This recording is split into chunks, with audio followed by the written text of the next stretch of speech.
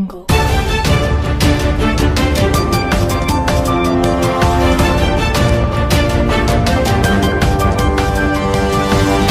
Jungle.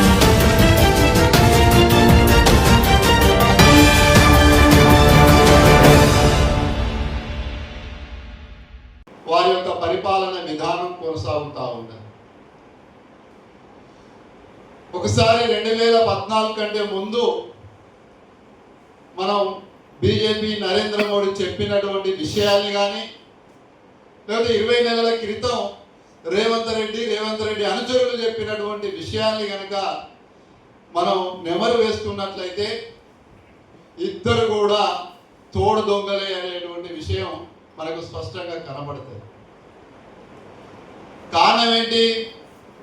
పార్టీలు వేరైనా పరిపాలన విధానం మాత్రం ఒక్కటే. రేవంత్ రెడ్డి ఏమని చెప్పాడు?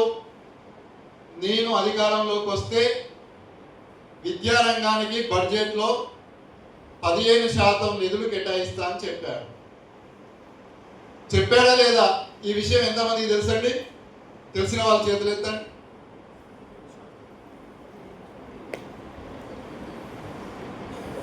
ఈ రోజు బడ్జెట్లో కేటాయించినటువంటి శాతం ఎంత? 7.57% మాత్రం నిధులు కేటాయించారు. అంటే ఆయన వాగ్దానం చేసింది ఎంత? 15. ఆయన కేటాయించింది సగం. అంటే 15% నిధులు కేటాయించవచ్చు అనే విషయం ఆయనకు తెలుసు కాబట్టిగానే విద్యారంగానికి నేను 15% కేటాయిస్తా అని చెప్పి వాగ్దానం చేశాడు. కానీ ఇవాళ ఎందుకు అమలు చేస్తలేడు? దాని వెనకాల ఉండవన్నటువంటి లాజిక్ ఏంటి అంటే, ఆ రోజు 15% నిధులు అని అంటే విద్యకు దూరమయ్యేటువంటి వర్గాలేవి? విద్యను అందుకోలేనటువంటి వర్గాలు ఇప్పటికీ ఏ వర్గాలు ఉన్నాయి? సమాజంలో అత్యంత వెనుకబడినటువంటి అణగారిన వర్గాలకు సంబంధించినటువంటి మాలా మాదిగా ఇంకా బీసీ ఎస్సీ ఎస్టీ అన్ని వర్గాలకు సంబంధించినటువంటి వాళ్ళు 10వ తరగతి అదేవిధంగా ఇంటర్మీడియట్ స్థాయికి రాగానే డ్రాప్ అవుట్ అవుతాం. ఉన్నత విద్యకు వెళ్ళటం లేదు. కారణం ఏంటి? ప్రభుత్వ విద్యకు వెళ్ళి చదువుకుందామంటే అక్కడ కావలసినటువంటి నాణ్యమైన విద్యా విధానం లభించదు.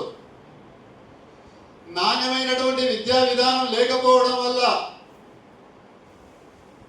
ఉద్యోగ అవకాశాల మీద పోటీ పడలేక మధ్యలోనే భవన నిర్మాణ కార్మికులుగా, ఆటో డ్రైవర్లుగా, ఇంకా చేతి వృత్తులు చేసుకునేటువంటి వాళ్ళలాగా అవతరిస్తున్నటువంటి పరిస్థితి నేటి విద్యా విధానం ద్వారా కనపడతాం. కాబట్టినే 15% విద్యా నిధులు నేను కేటాయిస్తాను అనగానే ఎస్సీ ఎస్టీ బీసీ మైనార్టీ పేద ప్రజలందరికీ కూడా ఆశ కలిగింది. మేము చదువుకుంటే మాకు ఉద్యోగ అవకాశాలు వస్తాయి, మాకు ఉద్యోగ అవకాశాలకు రావాల్సినటువంటి బడ్జెట్ రేవంత్ రెడ్డి ప్రభుత్వం కేటాయిస్తానంటుంది అనేటువంటి ఉద్దేశంతో ఆ వర్గాలకు సంబంధించినటువంటి వాళ్ళందరూ కూడా మొన్నటి ఎన్నికల్లో రేవంత్ రెడ్డికి ఓట్లు వేయడం అనేది జరిగింది. అసలు ఈయన కాంగ్రెస్ నాయకుడు, ఈయన ప్రజాసేవ చేస్తాడు అని తెలియనటువంటి వాళ్ళకు కూడా ఓట్లు పడి ఎమ్మెల్యేలుగా గెలిస్తే ఇవాళ రేవంత్ రెడ్డి ముఖ్యమంత్రి పీఠం మీద కూర్చున్నాడు. కానీ రేవంత్ రెడ్డి అది ఇప్పుడు గుర్తించడం లేదు. ఏది గుర్తిస్తున్నాడు? విద్యాధిపతులకు టికెట్లు ఇచ్చి ఎమ్మెల్సీలుగా పెడుతున్నాడు, కార్పొరేషన్ చైర్మన్లు ఇస్తున్నాడు, ఇంకా అనేక రకాల పదవులు కట్టబెడుతున్నాడు. ఇంతకుముందే వినాయక రెడ్డి గారు చెప్పినట్టుగా మొన్న కరీంనగర్ నిజామాబాద్ ఎమ్మెల్సీ ఎన్నికలు వస్తే చదువుకున్నటువంటి ఒక పట్టభద్రుణ్ణి ఆ ఎమ్మెల్సీ ఎన్నికల్లో పోటీ పెట్టాలి. కానీ వేల కోట్ల రూపాయలకు పడగలెత్తినటువంటి అల్లోపర విద్యా సంస్థల చైర్మన్ అయినటువంటి నరేందర్ రెడ్డిని అభ్యర్థిగా పెట్టాడు. కారణం ఏంటి?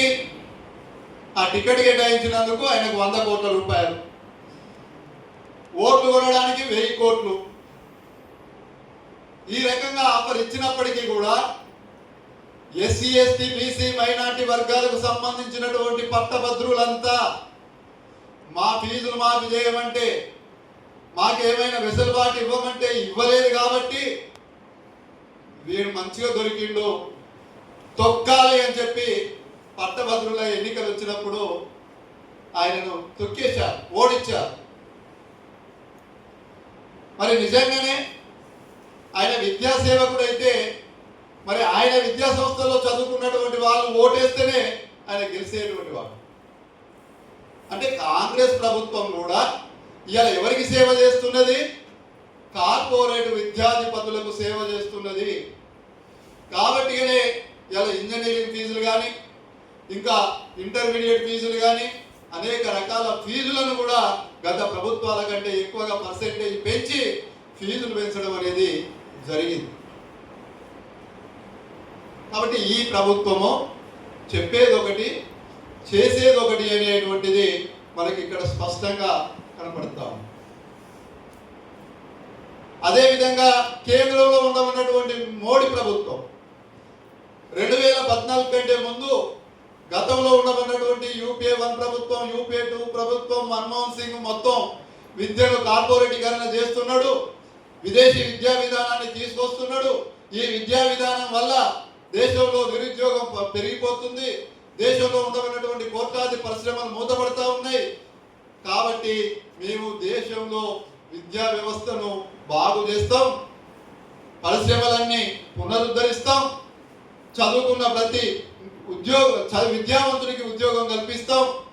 మేము ఈ దేశాన్ని డిజిటల్ ఇండియాగా, ఈ దేశాన్ని వెలుగుతున్న భారతదేశంగా, పేదరికం లేని భారతదేశంగా తీర్చిదిద్దుతామని చెప్పి విద్యార్థి యువకులకు వాగ్దానం చేయడం అనేది జరిగింది. అంతేకాదు ఈ దేశ సంపద అంతా సరిహద్దులకు పోతే స్విస్ బ్యాంకుల్లో లక్షల కోట్ల రూపాయలు ఉన్నాయి, అవన్నీ తీసుకొచ్చి మీ యొక్క అకౌంట్లలో వేస్తాం. ఓటు హక్కు ఉండవన్నటువంటి పౌరులందరికీ కూడా, దేశంలో ఉండవన్నటువంటి పౌరులందరికీ కూడా వ్యక్తికి 15 లక్షల చొప్పున మీ అకౌంట్లలో వేస్తామని చెప్పి కూడా వాగ్దానం చేయడం అనేది జరిగింది. అప్పుడు విద్యార్థి యువత కూడా ఆలోచించి మోడీ మనకు అనుకూలమైనటువంటి విధానాలు తీసుకొస్తున్నాడని చెప్పి ఓట్లేసి గెలిపించారు. కానీ అలా మోడీ ఏం చేస్తున్నాడు? సైన్స్ కు సంబంధించి, శాస్త్రీయ విజ్ఞానానికి సంబంధించినటువంటి విద్యా విధానాన్ని మొత్తం ఎత్తివేయడం అనేది జరుగుతూ ఉంది.